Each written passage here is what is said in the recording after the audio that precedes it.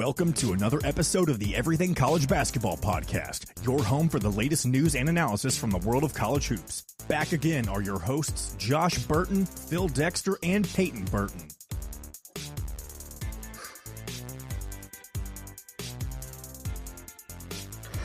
What is going on, everyone? Welcome to another episode of the Everything College Basketball Podcast, episode 142. The trio is here. Myself, Peyton, we got Josh, and holy shit, we got not Coy Dexter. He went got his last name changed from last time we heard him. We got Coy Gone on the show. Coy, what up, my dude? What's going on, guys? Just happy to be back after a little hiatus in the backwoods for a week. You know, I'm glad to be back for sure. Well, it's good to have you back, my friend. Dude, we say this every week, right? What a crazy time in college basketball, but the calendar is officially flipped to March. I know we're going to review some of the early week games from March 1st and beyond early. Damn. I mean, to the tournament, I can taste it. Oh, yeah. 1 March, baby. And it's definitely exciting. But as always, this episode of this podcast is presented by House Enterprise and part with House of College Hoops. Head over to our site, house-enterprise.com for more info. And Josh, you alluded to it. We are in the month of March. And today, we do got a special interview with you guys. We're going to bring on Matt St. Jean from the Road to the Garden podcast, one of our teammates for House Enterprise that I just mentioned. But before we get into that, we're waiting on him to join. Let's go ahead and talk about a record that's going to be broken most likely today. I betting all my money that's going to be broken today. Antoine Davis is 26 points away from breaking Pete Maravich's overall all-time scoring record. Boys, I know we talked about it about 4 weeks ago, maybe a month ago, because he was getting close. And I'm pretty sure, I know I didn't expect him to get this damn close, and I didn't expect him to break it. But now they play tonight against, who is it, Youngstown State?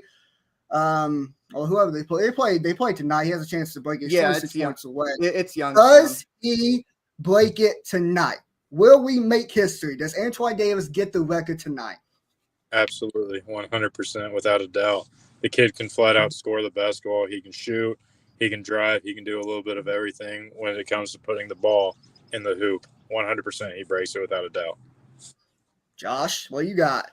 I would not be surprised. I would not be surprised if he doesn't break it by halftime tonight. I think tonight's a special night where he has the opportunity to break the time record. And he's been known to be microwave hot. I would not be surprised to see him by halftime have 30, 32 points. I think it's very possible. I hope he breaks it. Listen, to all the people out there that's complaining like, oh, Pete Maravich did his without the three-point line and all this other BS that we've been hearing. Who really gives a shit? It's an incredible accomplishment. What do you want him to do? To not go out there and break it? No, of course he's going to go out there. He's going to do what he can, and he's going to break it tonight. He's going to get 26 points. And Josh, I think I agree with you. He might get it in the first half. He's definitely capable of that. Completely with you. I think we're seeing history tonight, but it looks like our special guest is here, Peyton, so take it away. Yes, sir. I mentioned we was trying to get him on, I think it was last week. Unfortunately, we had to reschedule and get some stuff done, but we got him on today. We got head of content at Road to the Garden and co-founder of Flex Hoops, Matt St. Jean. Matt, welcome to the show. I'm glad to have you on, man. I'm very, very excited to be here. It's we've been trying to get this done for a while, so I'm glad I could finally come on. And before you mainly cover the Big East, we're going to get into talking about some Big East in a minute, but we just got done talking about Antoine Davis and how he's 26 points away from beating the record. Do you think he gets the record tonight? Oh, absolutely. I'm going to be tuned in for this too. This is the most exciting story in college basketball tonight, at least in my opinion. And I think it deserves more press coverage than it's gotten too. It's not often you see something like this happen. It's been 53 years.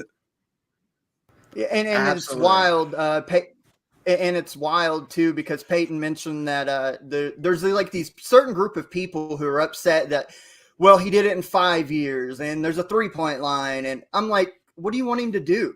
Like, he's got to play. He's scoring the basketball. He's took less than half the shots Pete Maravich has taken. So I think some people just want to be outraged anytime there's change. But since we're here with you to talk some Big East, man, I think the story of the Big East calendar this year has got to be Marquette. Just wrapped up their first outright Big East title the other night. Talk to us about Marquette, the season they've had. What a great job Shaka Smart's done. Talk to us a little bit about Marquette and the season that they've had. Well, I think my first question here is, can I swear on this show? Because you can't tell the story of the season. Hold up. Absolutely. They got an F-bomb counter for me. You go ahead and swear as much as you want, man. Go ahead. Well, the story of this year for Marquette starts at Media Day when I got to talk to Tyler Kolek, who may be the Big East Player of the Year this year. And I wasn't there talking to him. I was talking to another guy at the table, but I asked the group, hey, you guys got picked 9th. What do you think about that? And he's the first one that said something. He just goes, fuck them. And from that point on, that's been Marquette's motto. And they came out in non-conference, played tough with Purdue on the road. I think that's when we figured, this team might actually be better than we thought. They beat the living daylights out of Baylor a couple weeks later. And since then, they've just been cruising. This is one of the best offenses in college basketball, maybe the best passing team I've watched all year long. So quick off the dribble. And they're one of the few offenses that is elite without being an elite three-point shooting team. Their offense is entirely around getting downhill, getting to the basket, getting high-quality shots, and you watch them play too. There's not a lot of fouls when they play because their guys get so wide open that they can't get fouls. This offense is fantastic. It's a great story. First outright Big East championship in program history for Marquette. And we're seeing that VCU Shaka come back, I think, with guys that are it's what he did at VCU, but with guys who are better talented. It's the guys he wants, not just the guys that would be there.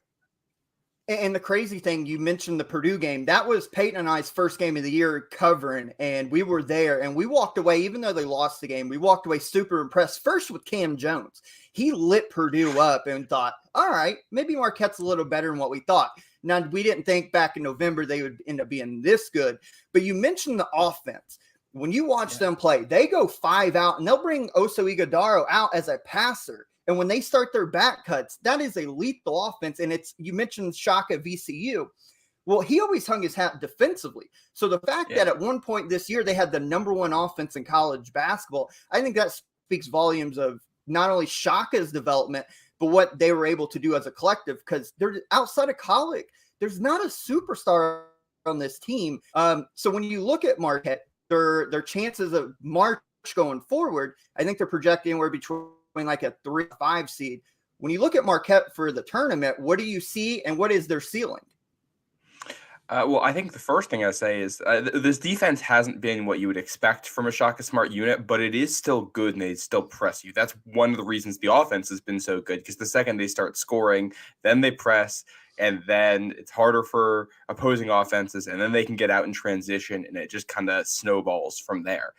And I think the fact that they play a distinct style and have a core identity makes them very difficult in a tournament environment. This is a hard team to beat. Do you want to do it on one-day rest where you get like one practice, one walkthrough to watch film and know what it is that you're going to have to go against? They're the kind of team, once they get through whoever the second game in a weekend, I think they're incredibly dangerous in that spot, and they're as good as anybody in college basketball. And I think the fact that they don't rely on the 3-ball as much means they're not susceptible to one of those games where they just can't shoot, where they come out and it's not falling for them. They're not a Xavier where they've had that issue this year. So I think their ceiling is incredibly high in a tournament. I think they can get bodied by bigger teams. That's probably the weakness. That's what you look for, and that's where they've lost games this year. But outside of that, they do basically everything well, and they can make the Final Four. They can win a national championship if the stars align for them. The biggest thing you just said there that caught my eye, and I noticed it early on in the season where Josh alluded to, we went to the Purdue Marquette game early in November. And the fact is that they don't rely too much on the three-point line. It shows how good this offense can really be. I mean, Josh mentioned at one point they were number 1 in offensive efficiency according to KenPom. Right now they dropped to 4th, still top 5. They're number 1 in 2-point percentage. And it's not like they're shooting a trash percentage from 3. They're shooting about 35.3% from the three-point line, which is, to me, that's pretty damn average. That's not bad. If they can ever make a run. It's good. Yeah, if they ever make a run where they hit about 40% of the threes, then I definitely see they got guys like Tyler Kolek and Cam Jones that can get buckets. Tyler Kolek, outside of any Jayhawk, is probably my favorite player in the country to watch. So much fun to He's watch. so much fun to watch. The way he controls the pace, he can hit some shots, he gets out and defend. He's all around a great leader, and I love watching this kid play. I agree. I think Marquette and Shaka Smart has done an incredible job this year. Moving on to another team. Let's go to Connecticut. At one point, Connecticut was talked about to being the best team in the country in December and November. They've kind of fallen off once we got to Big East play, but now they're starting to get things going. They've won the majority of the games. The last loss they've had was February 11th against a Creighton team who was on fire, and they lost by 3 points, and that was at Creighton. They've won 4 games in a row. They beat Providence 87-69. Do you still think Connecticut with this team, can you still see them getting to a Final Four? What's their ceiling in March? I think they are the most volatile team. I think they might have the lowest floor of any team in the Big East when it comes to going to the tournament. And they might be the only team I'm confident about being able to win a national championship because they can do so much well and they can dominate you on the glass and inside in so many ways. That defense is ridiculously good when it's playing well. The issue is they had a month there where they couldn't stop fouling on defense. They couldn't stop turning it over on offense. I think point guard play is a bit of a question mark, and how they are officiated in the NCAA tournament will be something. They play physically. They get a tough whistle and things aren't going their way, they can get ousted in the first round. They've lost back-to-back years and gotten upset in the first round. So that's something that could absolutely happen to them again with the wrong matchup. It's just the wrong day. But they'll go as far as some of these. I mean, they got rosters loaded, and they're playing great basketball right now. They get Villanova on Saturday. I think it's going to tell us a lot about where they are. And we're looking at a collision course between UConn and Marquette on Friday night in the Big East tournament, which I think is going to be an exciting and thrilling game to watch if we do get that.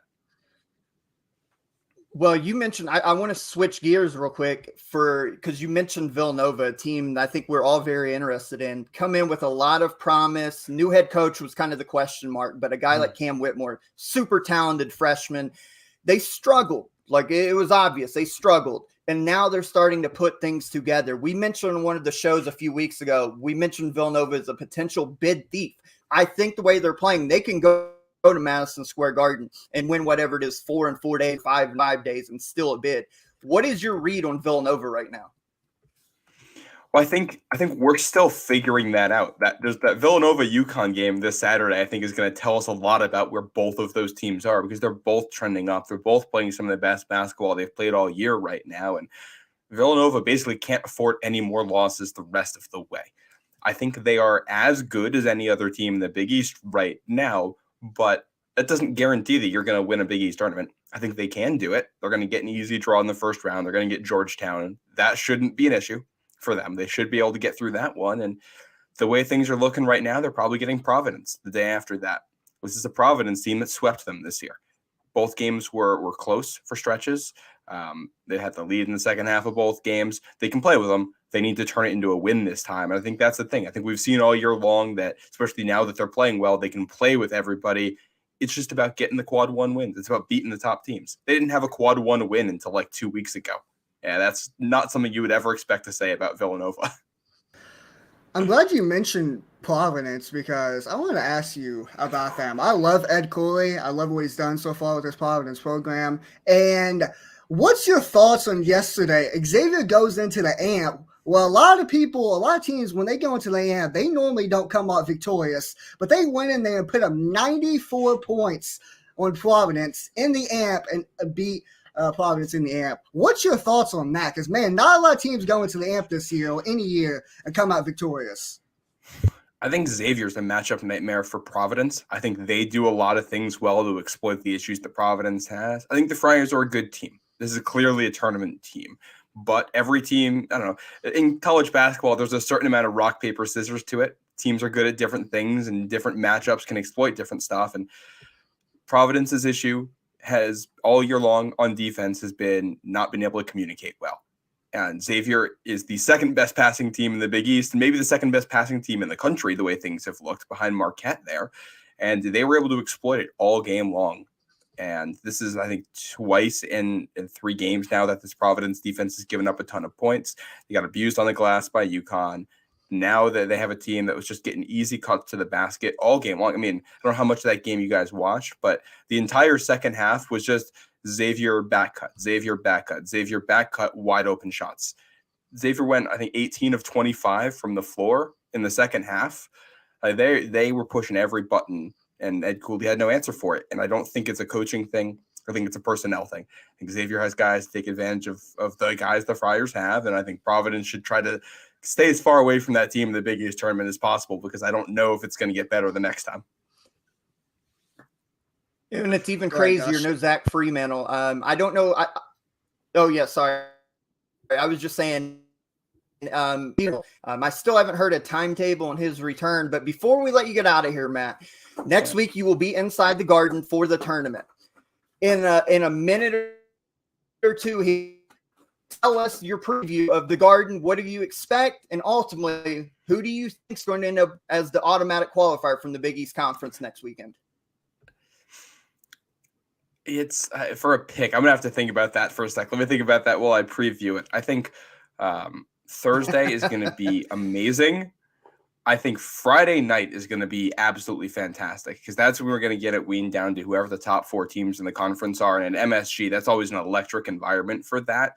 And I think that's going to, I think you got 6 teams right now that you think are playing good basketball, and 2 of them get eliminated on Thursday. So who those teams are will tell us a lot. If Villanova gets eliminated, we're going to know right off the bat, I think they're not making it, and they're going to need to keep winning.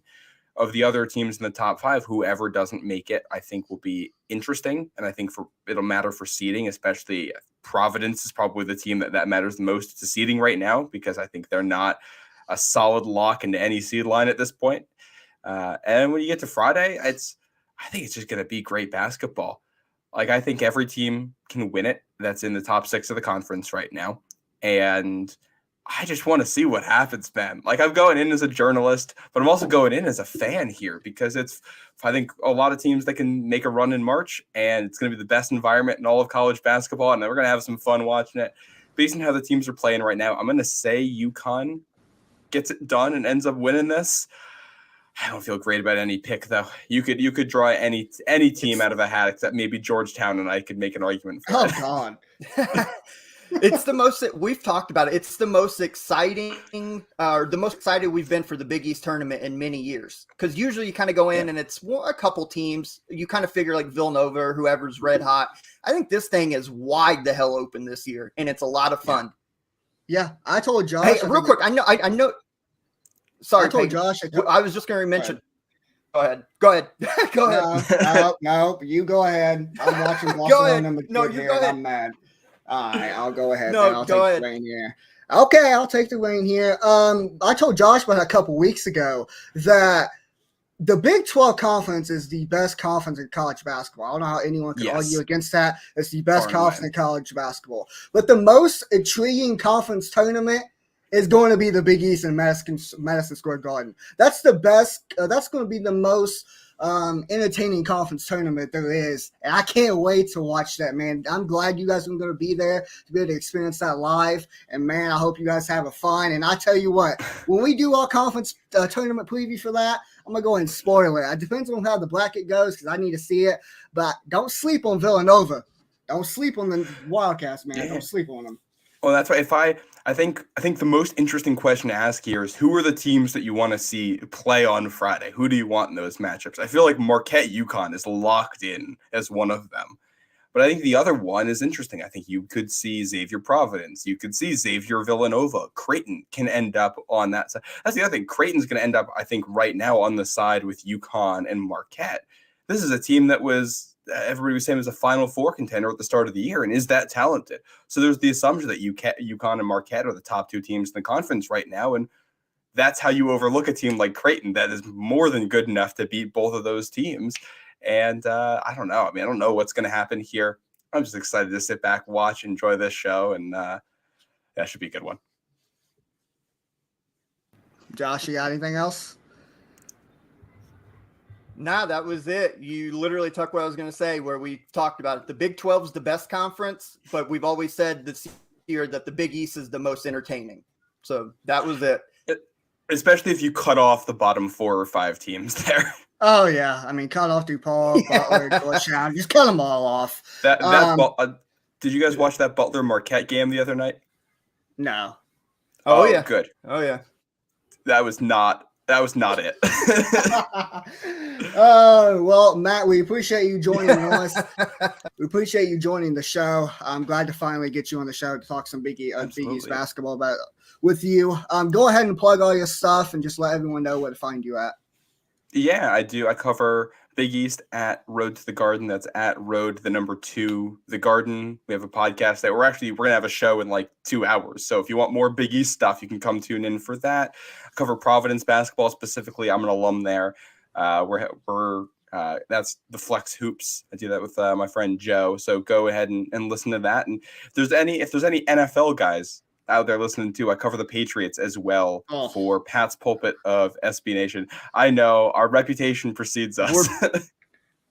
We're all Packers fans here, man, except for Corey. Whoa, yeah, I was gonna say, don't be throwing that. Don't be putting that on me now. Hey, and we're going to mention too, Matt. We're all part. Corey's a Colts fan, so. Oh, there's a lot of Patriots Colts beef right now. Always for the last 2 decades. I was gonna say, yeah, it's been going on. Peyton Manning, Tom Brady days. So I'd say we got the last one. So. And like Peyton said, Matt, it's good. It's good to have you on. We're all part of the same House Enterprise, House College Hoops family. Yes. So we appreciate your time, my friend. A pleasure to come on. We'll have to do this at least one more time before the end of the season. Oh yeah, 100%. It's March, baby. The madness is just around the corner. Selection Sunday is getting really close, and I can't wait for it, baby. It's time. It's net cutting season, boys. Let's go. Let's go. I need a bracket. I need something I can fill out. Yes, sir. I know. Maybe me and Josh can write you an application so you can find a better NFL team to root for. Maybe that's what you can fill out. Anyhow, there's always room on the Packers bandwagon. He acts like the Packers are so much better to root for. His quarterback's on a hiatus because he can't even stand. Don't talk to me about hiatuses, okay? I will say I got nothing against the Packers. I got a lot of respect for the Packers. That game this year was pretty entertaining too. So I got to get out to Lambeau. That's Patriots on my list. Should have beat us, but 100%. That's a bucket list. For 100%. Sure. Thank you so much for joining in, man. Make sure you guys go check out Road to the Garden. Go listen to the stuff. House of College Hoops, House Enterprise. You know the deal. It's bracket season. I can't wait for it, man. Matt, thank you so much for joining in. And we'll definitely have to reschedule another date to get you on the show. Maybe to talk some bracket talk. Maybe talk about some brackets. I don't know. We'll figure it out. But thank you so much for joining in, man. Thanks for having me. Thanks, Matt. And there you have it. Well, that was a lot of fun.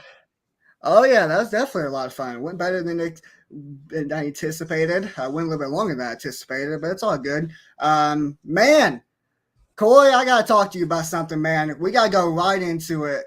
Indiana gets the shit kicked out of them by Iowa in Assembly Hall, 90-68. What the hell happened in Assembly Hall? I don't even know if there was a game actually that night or not, because one team showed up and shot the absolute crap out of the basketball and was on fire, and the other team stood there on the court and but no, Iowa, hats off to them. They came in, they absolutely dominated. I think the boys are still celebrating the Knicks or something like that, because there was absolutely no basketball being played on Indiana's side. They looked out of sorts. They couldn't score, and they looked like they were a step behind defending at all times. It was just bad news the entire night. Josh, this is a game where Chris Murray had 26 points, played 32 minutes. I mean, this kid was just absolute balling out there. Talk to me about Indiana coming off of this big win against Purdue, and Iowa looking to make a statement here, and they went into Assembly Hall and beat up on the Hoosiers. Talk to me about this game and what's your thoughts on it? Well, I mean, they never trailed. They jumped IU 8-0, had them down like 15-5, and just never let them up off the canvas. 16-5. 16-5, okay. They came in, threw the first haymaker, Indiana fell to the canvas and never got up for the 10 count. I mean, it was an ass whooping from the word go. Iowa's clicking right now. We know how good their offense is. They're on fire.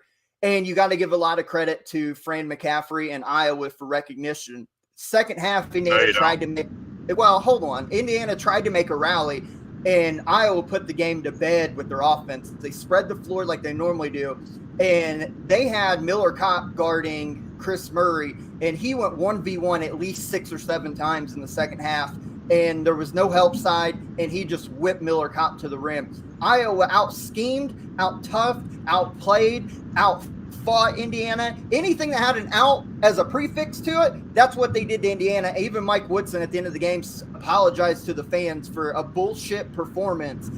Iowa just kicked the crap out of Indiana, and IU looked like a dead team out there. And Peyton, before I get to the standings, how much that affects it, your thoughts on that, because Iowa just dominated the Hoosiers. I think the most surprising result is we know this Iowa team, especially under Fran McCaffrey, we know they can go out and put up 80, 90 points a game, but they don't defend with shit. And the fact that they held Indiana to 68 points, Indiana shot 2-11 for the three-point line, which is 18%, did not shoot the ball well at all. I think that says a lot about this Iowa squad. They're still ranked like 153rd in KenPom, according to for efficient defensively. If they could ever get close to top 100 in defense, I think they could potentially make a run in March because they got a guy in Chris Murray that can go get him buckets. And Perkins played well in this game as well. He had 23, 10, and 8. He was flirting with a triple-double. But their defense their defense is just inconsistent. It has been all year, and it's going to continue to be this way. But if they can never figure it out defensively, I think they have the talent to potentially make a run in March. The only thing that worries me about the Iowa squad total, though, is the fact is, they're such a miss away from home. It's like, at home they're averaging a little over 90 points. On the road, it drops down to 69 points total.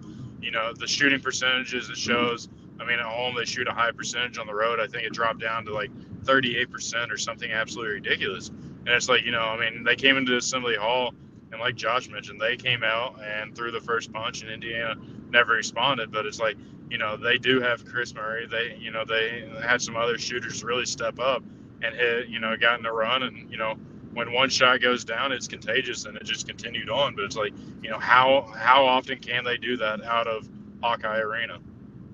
Well, I mean, they showed that at least in this game, they came into, how tough Assembly Hall is, and they came in and put a whooping. So maybe they're turning the corner there and peaking at the right time. But here's my fear with Iowa, like it is every year. Then the same thing Peyton mentioned is the consistency. I feel like this is the time of year Iowa gets red hot. They always play great, fun, innovative offense where they spread the floor, shoot threes, back in open paint.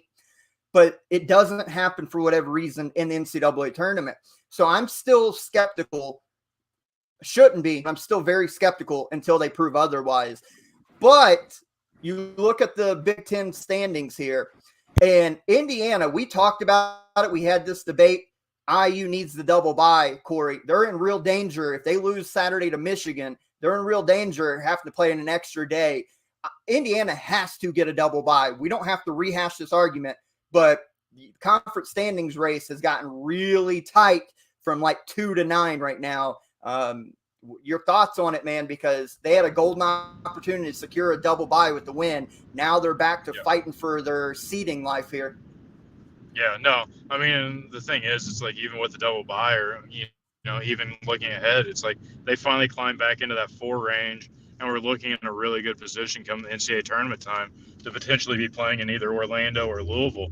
And it's like now, they drop that game. They potentially drop into, playing an extra day at the Big Ten tournament and potentially moving off that line where they're in a different location. But it's like, no, absolutely. I mean, they 100% need to beat Michigan. Ohio State helped them out by knocking off Maryland yesterday. And so, they kind of tightened things back up. But, no, they absolutely need to take another win there and need the opportunity to go into the Big Ten tournament, play Friday, hopefully get a win there, or a couple, and make it on to Saturday or Sunday. And it's like, I mean, the easiest path there needs to be in that top 4 where, they potentially have a matchup that's a little bit more favorable for them. Peyton, one loss or one win, one loss, one game basically separate through 8 in this conference. Yeah. Yeah, that's wild. Not only does Indiana need the double bye, they also need Xavier Johnson back. And do anyone know when he's coming back?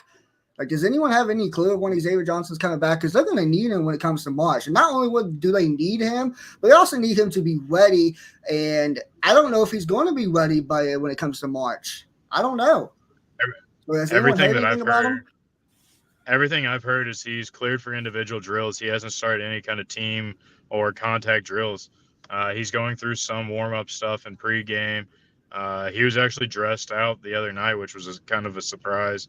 But no, I mean, overall, I haven't heard. I know him and Woodson have had some conversations talking about, that basically he needs to be 100% and ready to go and able to partake in full team practice and competition and, contact to be able to come back, and he hasn't been there yet. So it's getting closer than what I kind of anticipated. I was hoping he'd be back by now with a little bit of a couple games under his belt. Josh, does that not worry you at all that he's not really participating in the 14 practices? He's not doing anything competitive right now, and we're like a week and a half away from Selection Sunday. Does that not worry you a little bit?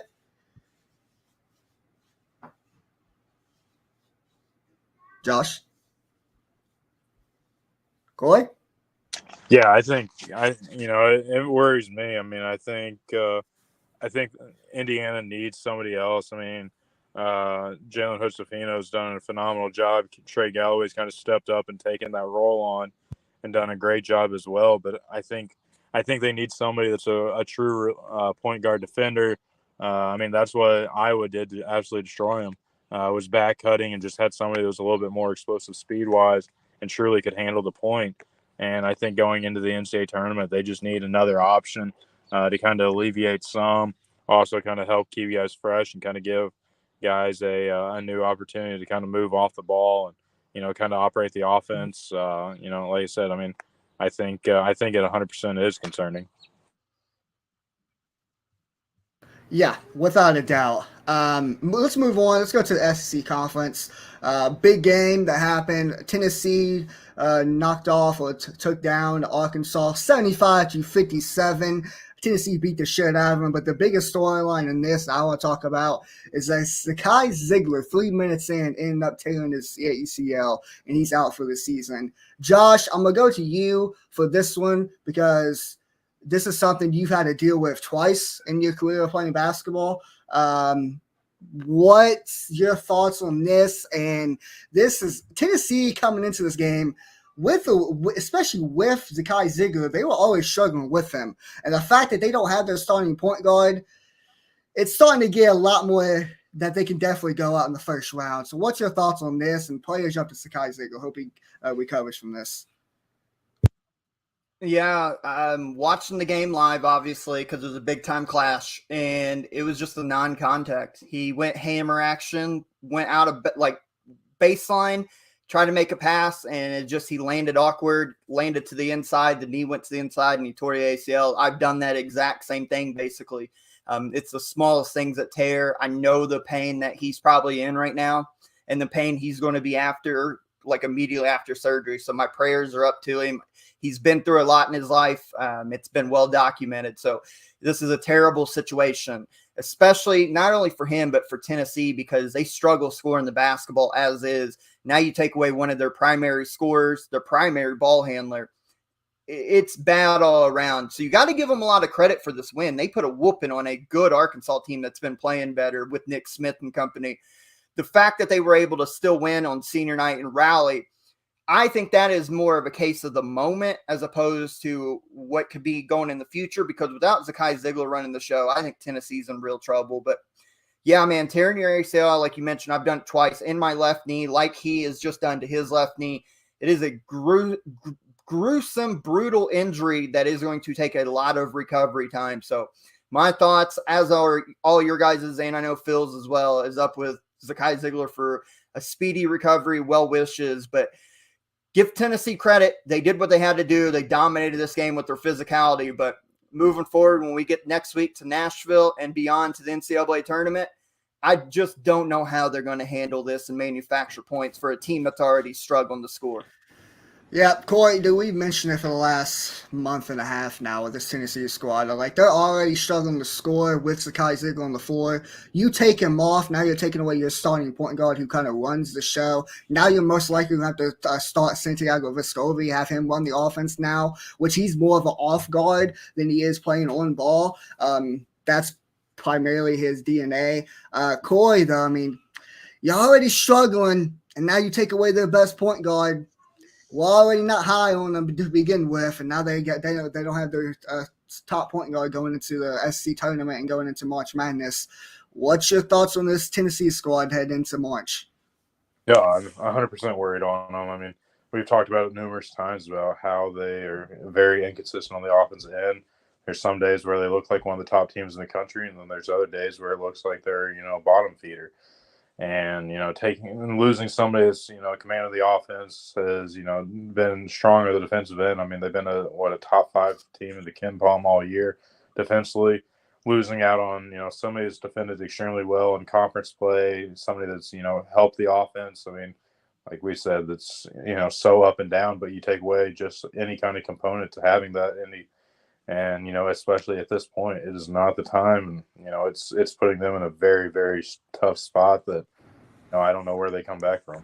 And Josh, I'm glad you just mentioned that because that's something I didn't really think about it. Not only it's going to affect the offense, but it's going to affect their defense too because Zakai Ziegler is one of the better on-ball perimeter defenders. And he's one of the best perimeter defenders not only in the SEC but in the country. So not only are you losing out on an offensive weapon, you're losing out on one of your defensive anchors, and that's going to hurt your defense a lot.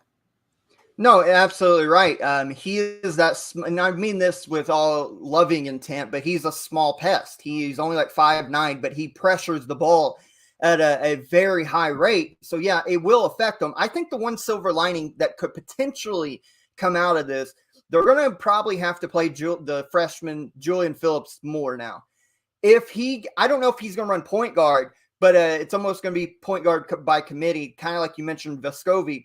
I could see Vescovi, Phillips, Jemai Meshack. They're going to have to collectively get the offense initiated. But if you can get good minutes out of Phillips here, he's bigger than Zakai Ziegler.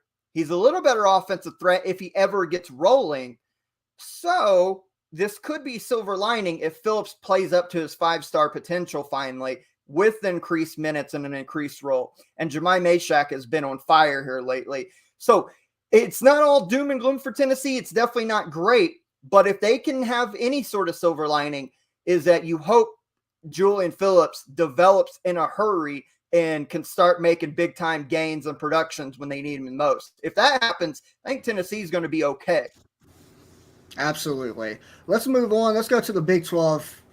And listen, I ain't got my Kansas shirt on. I'm currently watching Real Madrid. We're down 1-0 to Barcelona. I probably should put my Kansas gear on. But Tuesday night, Kansas beat Texas Tech 67-63. With that win, Kansas clinched a share of the Big 12 regular season title. And then following yesterday, Wednesday, TCU takes down Texas, home court 75-73. Well, by the way, Mark Mellors only had like 2 points in that game, I believe.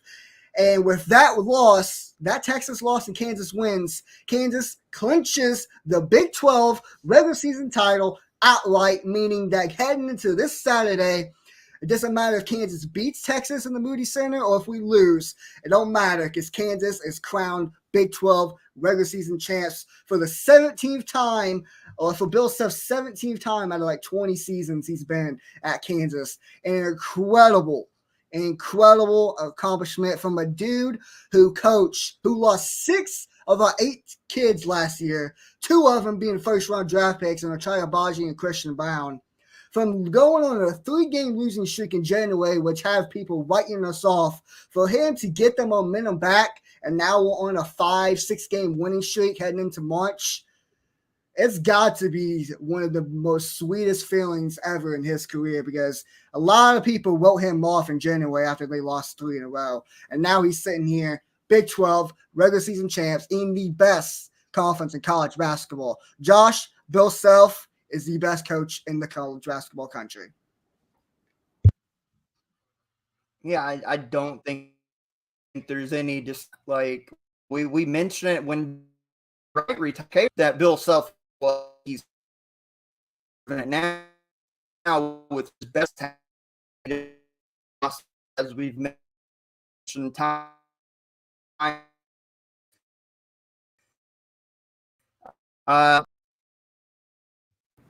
Go ahead, Corey. Thoughts on Kansas? Josh is kind of having internet troubles right now. Thoughts on Kansas clinching the Big 12 regular season title? I mean, I know it was a few weeks ago when we talked, and it was like, this is where the Kansas had the potential, but it was like, how do they respond? How do they, kind of play up to that level, and, especially being a smaller team, how do they defend? How do they do of having shooters step up or somebody step up other than Jalen Wilson, who's leading the conference in points per game, rebounds per game, and double doubles. And it's like, and they finally had some guys step up and they turned it around. And I mean, they made the run that we kind of discussed that that there was going to be somebody that made. And I mean, Bill Self single-handedly, and I can say, is one of the best coaches in the country without a doubt in my mind, because he flat out is getting Kansas in the right position year after year after year. And it just goes to show, 18 out of the last 23 you just said? 17 of the last 20.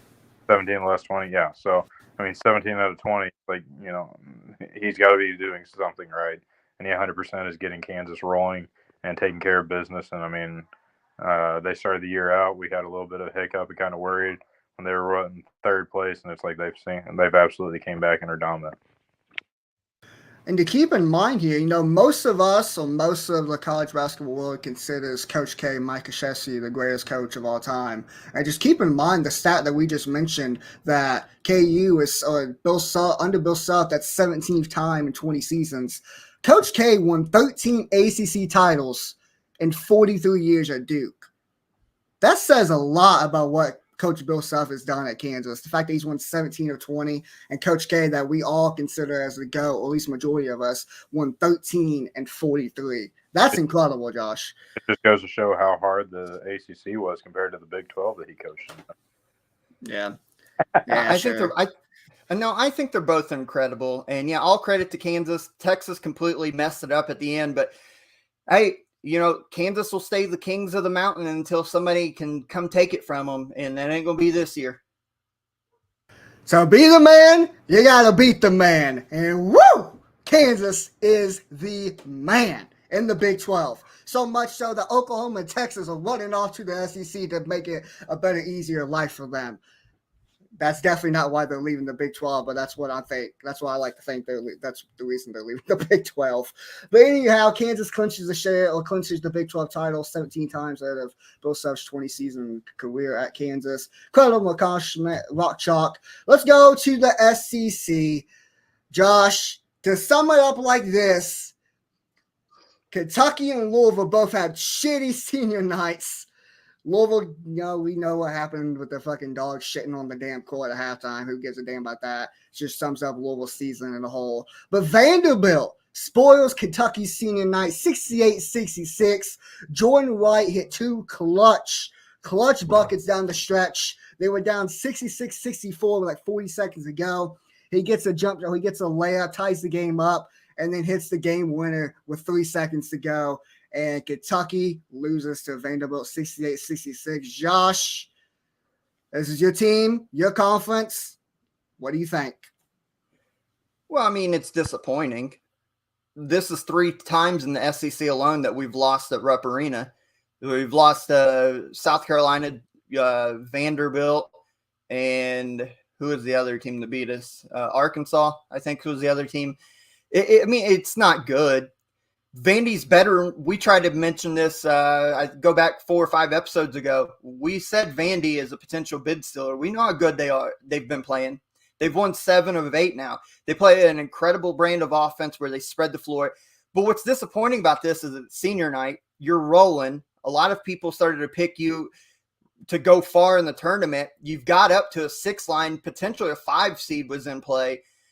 you could clinch a third place spot in the SEC tournament for a better draw, all this, and you kind of just shit the bed. 3 of 19 from the 3-point line. They shot like 33% from the field, 19% or whatever it was from 3-point line. Just everything was short. If you watch that game, especially in the first half, so many shots were short at the front of the rim, and it didn't make sense. Then Kason Wallace goes out with an injury, and then the offense looked even worse. No true point guard. It was a bad night overall, and I got to give a lot of credit to Vandy. Of course, it's customary. You play Kentucky and Rupp Arena, you're going to hit shit you never do. I forget what player, maybe it's Ezra Mannion, hit a 3 that hit the back iron and just fell in. And then Jordan Wright, the game winner, he goes to the middle of the paint, does a little spin move, slipping and falling, it goes in. It's just one of those nights. Now you've got people, talking heads, saying, well, Kentucky, I know they're not going to make a run. How do you know? How do you know? It's just saying shit. It's just saying shit to say shit for clicks and views. But there's 4 teams that we have a good idea that probably, or at least you would think, would go far. Everybody else, we've seen this every year. Michigan sucked last year. Got in the tournament as a play-in team or as a number 11 seed, made Sweet 16. North Carolina almost shouldn't have been in the tournament. Almost won the title. So these teams get in the tournament no matter where they're at. They can make a run. So don't listen to those type of talking heads. But, no. It's disappointing. It's disappointing. That's all I can say. It's disappointing because now it's your 10th loss. You got to go to Arkansas Saturday. You were probably expected to lose that game. What's the status of Kason Wallace? So, yeah, Kentucky's going to try to figure it out. And I guess everybody's along for the roller coaster ride. Yeah, I mean, that's just the story it goes. And the same people the people that's been saying that Kentucky can't make a run in the tournament are the same people that will tell you day in and day out how wide open this NCAA tournament is this year. But they want to say shit after Kentucky loses the game. Listen, I ain't a Kentucky fan, but I seen that quote and I just laughed at it because it's ridiculous. People overreact about the dumbest shit ever. But Corey, this is actually Vanderbilt's first time beating Kentucky in Rupp Arena since 2007. That's incredible. That is incredible. And I mean, and hats off to Stackhouse. It's like we've talked about it, but it's like this year he's really taking them to a new level. He's getting he's increasing them. And I mean, and he's taking a high academic school to a new level on the basketball court and competing in the SEC and doing some great things. And shout out to him because I mean, he's competing in games that they have never competed in, or it's been a very, very long time for sure. So, and by the way, too, I'm sorry, Corey. Their best player goes out 5 minutes into the game. He went out with an injury, and they went 5 guards basically and just diced up Kentucky. Stackhouse is doing a tremendous job, and I want to ask you guys real quick before we move on because I know we got to get a move on with it. But Nate Oates is probably going to win SEC Coach of the Year, you would think. And Dennis Gates is going to get some votes. How many votes do you think Jerry Stackhouse should get?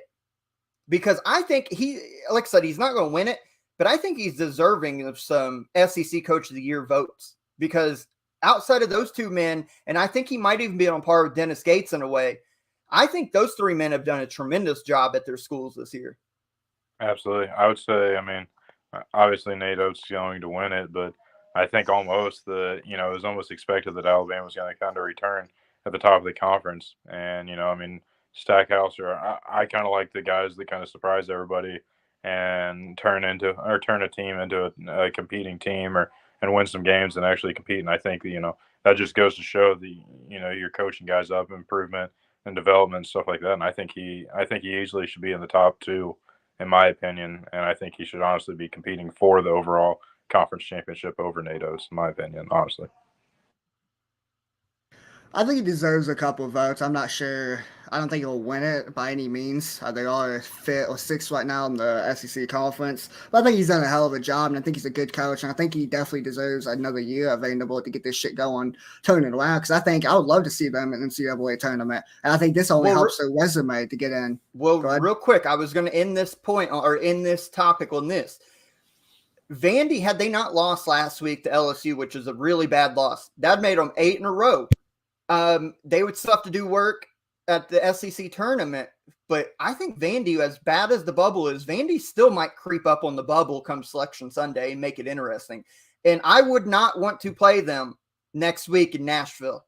I would not, because as small as they play, the way they spread the floor and shoot the basketball, and they play so tough on defense, they're not, as far as talent-wise, they're not better than the majority of the teams in the SEC, but they're playing damn well right now, and I would not want to see them in the SEC tournament right now. And if I had to describe the people that's complaining and saying Kentucky can't make a run in the NCAA tournament, the one word I'd use is joke. Joke. Yep, we played well. We played hard. We should have won the game. Very, very disappointing. Obviously they made some plays. We had a hard time staying in front of them at the end of the day. I'm just sick and tired of our guys getting smashed down there. Smashed! Now. We'll get ready to play Tennessee. We were incredibly outmanned at the end. Had 4 guys on the bench in foul trouble. Joke!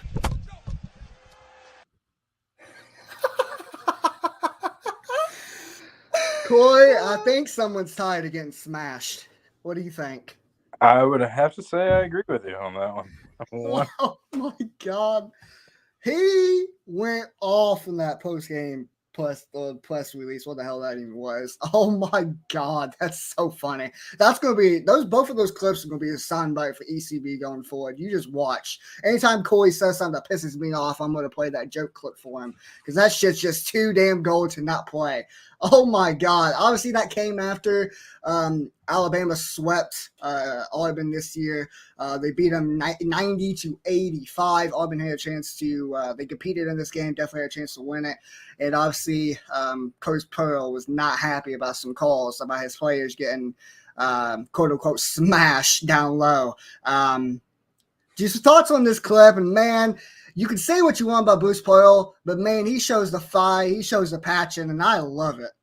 Well, I don't blame him, because it was a very physical contest, and their best player, Johnny Broome, fouls out with like 7 minutes to go on a play that Mark Sears, I think it was, either Mark Sears or Javon Quinterly, had him hooked and threw him to the ground, and they called a foul on Johnny Broome. So I don't blame him.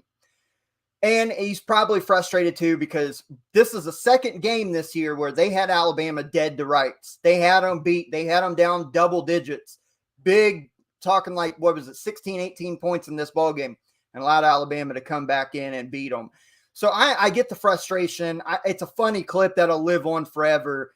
But I understand the frustration, because when your best guy goes out with 7 minutes to go on a very questionable call, I would be upset too. But Auburn continues their losing streak. They show that they can play with these best teams. And then Alabama on their end of the floor, they keep here lately playing very tight ball games. It's like we talked about with Purdue, when they kept messing around and playing with their food and playing close games until Indiana finally got them. If Alabama, I know it's at the home stretch of the year, so tired legs, it's a grueling season. But if Alabama doesn't start getting back on the horse and blowing teams out, I'm afraid they're going to screw around and lose a game that they shouldn't. And they better hope it comes in either now in the SEC tournament, because it might come in the NCAA tournament, despite them being arguably the best team in the country for the last month and a half, 2 months. I love the fact that they're winning close games, but I don't love the fact that they're in close games and finding themselves down big. So kind of your guys' thoughts on that.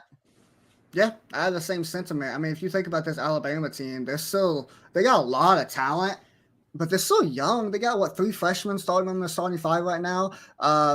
And normally the last 4 or 5 national championship squads, most of them has been backed by experienced players. Maybe you had one team and they do have at least 1 star level freshman, but they definitely weren't backed by 3 freshmen. I think that's a little bit concerning, even though they do got the talent to potentially get to the Final Four. But if I'm them, obviously you don't want to lose, but I'd rather lose in the SEC tournament, because it doesn't matter if you lose in the first game or not. They're already a set 1 seed, so it doesn't really fucking matter if they lose. They're locked. Yeah, they're a lock 1 seed, so it really doesn't even matter if they lose first game or go on to win the SEC tournament, because it's not like it's going to hurt their seeding at all, because they're going to be a 1 seed no matter what they do. So I'd rather, if you're going to lose, at least do it in the SEC tournament and get it out of the way now, and then you can figure it out and make a run and potentially win 6 games in a row and cut some nets down. But That's my Because thoughts. there's going to be some teams, Corey, in the NCAA tournament that if they fall behind 15, 16 points to, they ain't coming all the way back. There's going to be teams that they ain't coming all the way back from.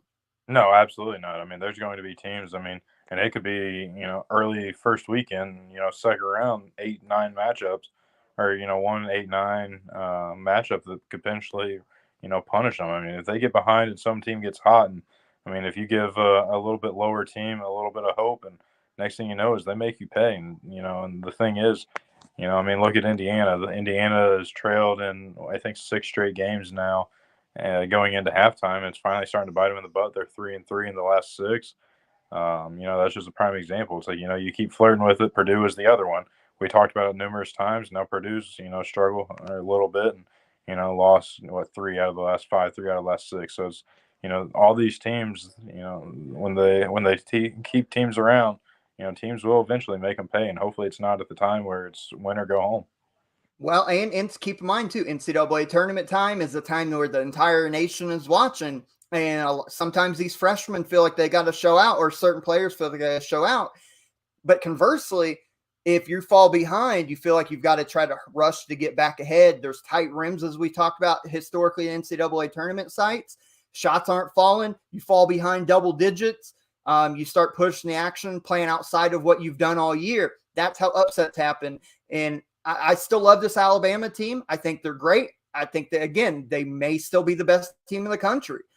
But they've got to stop playing around with teams. You cannot get in the NCAA tournament and fall behind to, as you mentioned, an 8-9 seed, or you get in the Sweet 16 and fall behind to whoever 15, 20 points, because that's way harder to come back from. Absolutely. I mean, you start getting in the top 68, and all of a sudden it's like those teams are going to make you pay. And, just talking about what you talked about, tight rims and tough to get shots to fall. Louisville being a host site is going to be really fearful because, they don't make shots there. It doesn't mean anybody else is going to. So, Oh, man. Let's move on. I wish you'd have stayed gone. No, I'm just kidding. I love it. Let's move on. Final game that I'm going to talk about. We're going to talk about it briefly because it wasn't really a big game, but it was an upset. Notre Dame takes down number 25 ranked Pittsburgh Panthers 88-81. This was Mike Brey's last game in Notre Dame, or at least in the home building. I don't know if they got another game after this. I think they actually do. Yeah, they do. They play Clemson. But it was his last home game coaching for the Notre Dame Fighting Irish. But they came on the top. It was a sold-out building. He had a lot of former players there to help support him.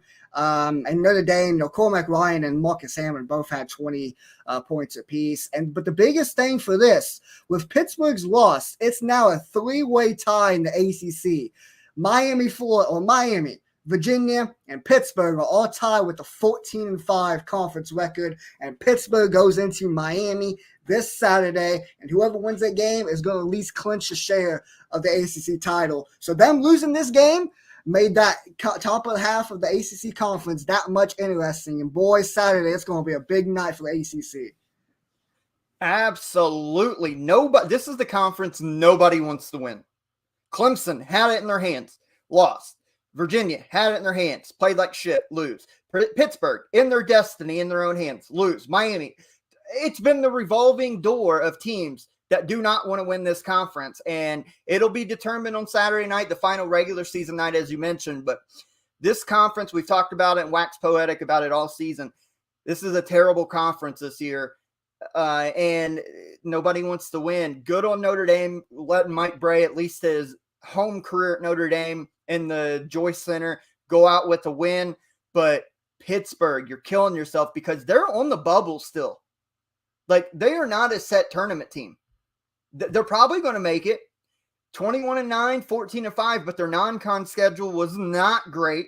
And they can't afford too many losses. Like we mentioned in the last episode with Clemson, they can't keep losing these games. So it'd be wild if they end up winning a share of the ACC conference or winning an outright, but don't make the NCAA tournament. But yeah, the ACC's been terrible this year, and that's kind of par for the course right now. Yep, absolutely. Let's go ahead and talk about some of these previews. We got some big games this Saturday.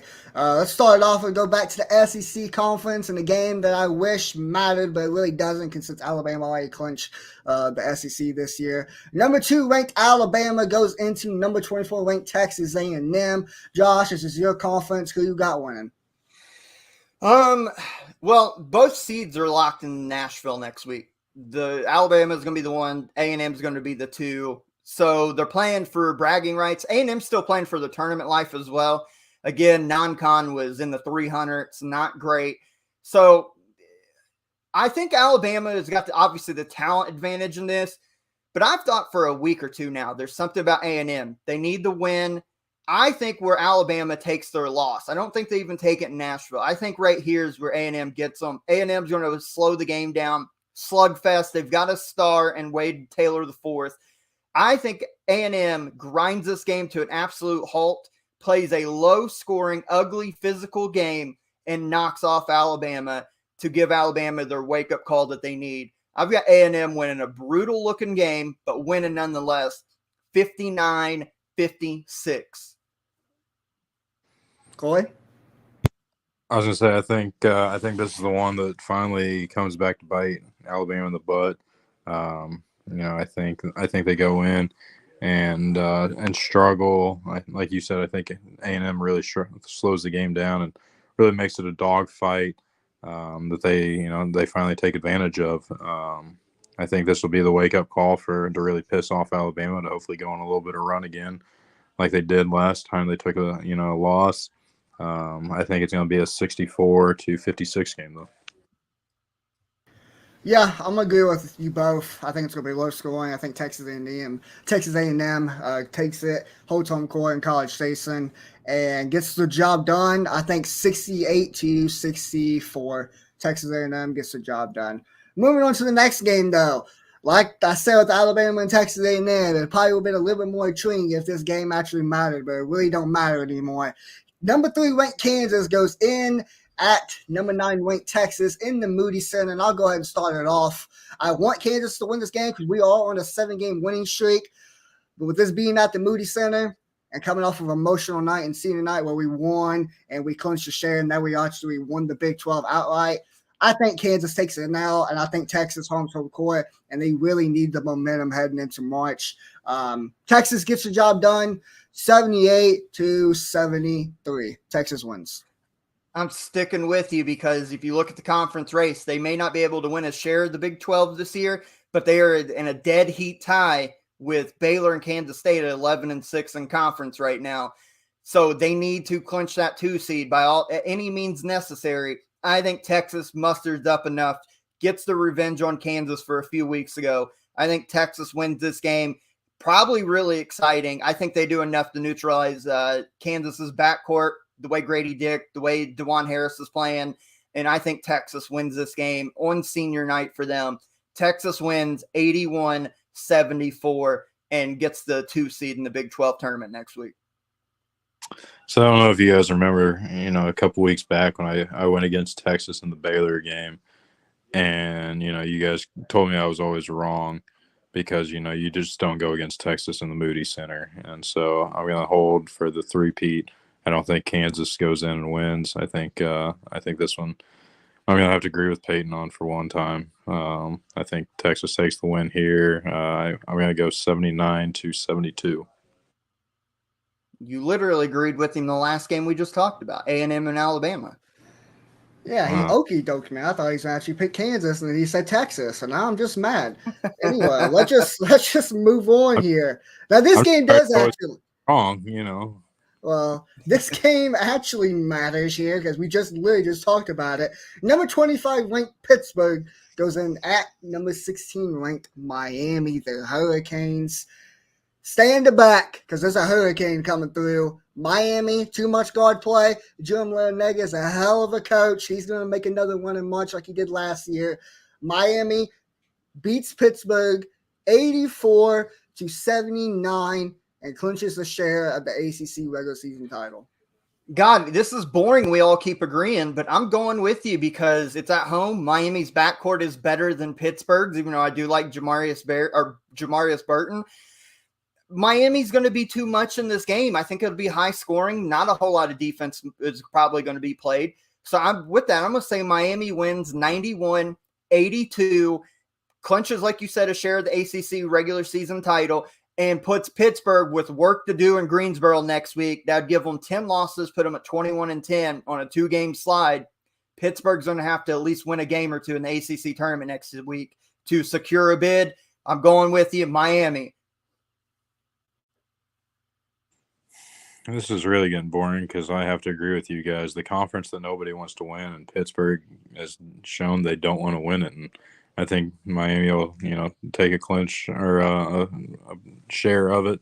I think, they have easily, if not the best, but, top guards in the country.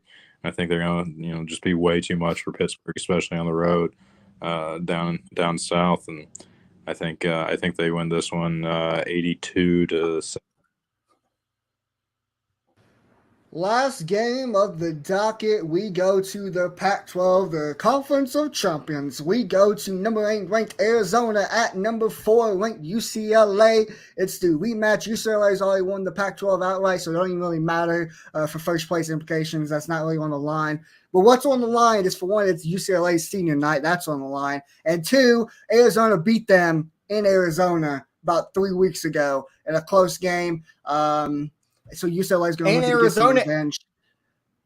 And Arizona's tied for second right now with USC. They're both 13-5, so it's big for Arizona as well. Okay, it definitely is. Corey, we're going to go to you first. Who wins, UCLA or Arizona? I'm going spoil alert here. I'm going Arizona comes in and knocks off UCLA. So I'm going to I'm just going to start it off. I think Arizona is going to come in, play spoiler on senior day. I think it's going to be an emotional day for UCLA, and I think Arizona just comes in and sweeps the season series. I think they take it 78-74. I'm right there with you, Corey. I think the guy we've been calling out, we just called him out in episode 141 with Phil Payton. Kirk Kriisa needs to be good for Arizona to be Final Four bound. And I think this is a game where he shines back out. He steps back into the spotlight. I could see Kirk Kriisa, Courtney Ramey backcourt doing enough to frustrate. Even though UCLA, you look at them, Tiger Campbell has been unbelievable his whole career at UCLA. Jaime Jaque has been unbelievable. UCLA is getting better production. Adam Bona, the freshman, starting to play better. Amari Bailey, who we dogged back in the early part of the year, he's figured his stuff out, playing like the 5-star kid he is. UCLA's defense is elite level good. We've known that. That's a Mick Cronin thing. Arizona, when they play at their best, is better than UCLA, though. I think we see good Arizona in this ball game. They pound the rock inside. Kirk Kriisa hits shots from the outside, runs his mouth, start talking shit to the players. Arizona wins this game by 6. Okay, well, this just got more exciting because I'm going to go against y'all and say UCLA holds home court. UCLA has the best point guard in the Pac-12 conference in Tiger Campbell. They have the best defender in the Pac-12 conference in Jalen Clark. They got the best player in the Pac-12 conference in Jaime Jaquez Jr. They got 2 of the best freshmen in the Pac-12 in Adem Bona and Amari Bailey. And not to mention, I think Mick Cronin is the best coach in the Pac-12 conference. They got the best in almost every single position. And not to mention, it's a revenge game for UCLA. Not to is indeed a what's the word I'm looking for here? Oh, it's senior night. And also, if they win this game, if they want to get a 1 seed in the tournament, they need to win this game. And I think they're going to hold home court and they're going to get the job done. Bruins take the victory 84-76.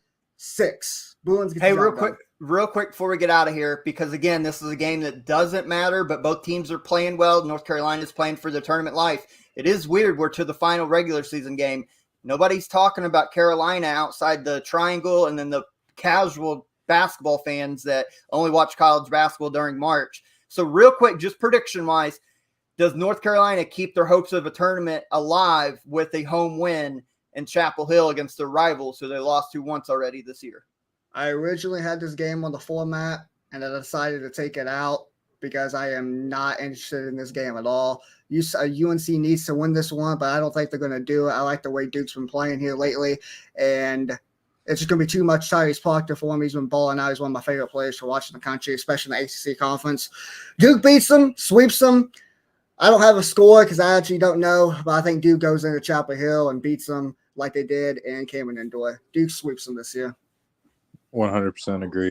I think Duke absolutely just sweeps the season series. I don't think it, even is anything to be excited about. I'm with you guys. I thought you might take North Carolina, but I'm with you. And you want to know how Duke's back? You want to know how we all know? The other night, Tyrese Proctor had an insane Neymar-level flop. That's a good sign that Duke is back. John Shire's finally his fingerprints all over Duke because that flop reminded me. That flop reminded me of Neymar, and that means Duke basketball is back, baby. Duke sweeps the series. I was just curious what you guys thought about it. Yeah. I said I'm not giving a score. That's not saying I'm saying Duke goes into Chapel Hill and just beats the shit out of them by like 20 plus. I'm not saying it. It's probably gonna be a close game, but I'm just saying I'm just not excited for this game at all. Even though UNC needs to win this one, but I still think Duke goes in there and beats them. It is. Once Duke beats them, it is going to be a hell of a storyline next week in Greensboro because all eyes will be on North Carolina because they'll have to win the conference tournament to get the AQ. And it's going to be fun if they can rise to the challenge for a second straight year, or will they falter and all those guys come back for nothing? It's going to be fun, though.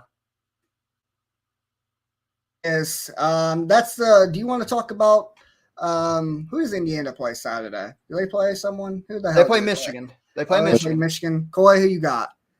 I got Indiana. I think they respond. They have another home game.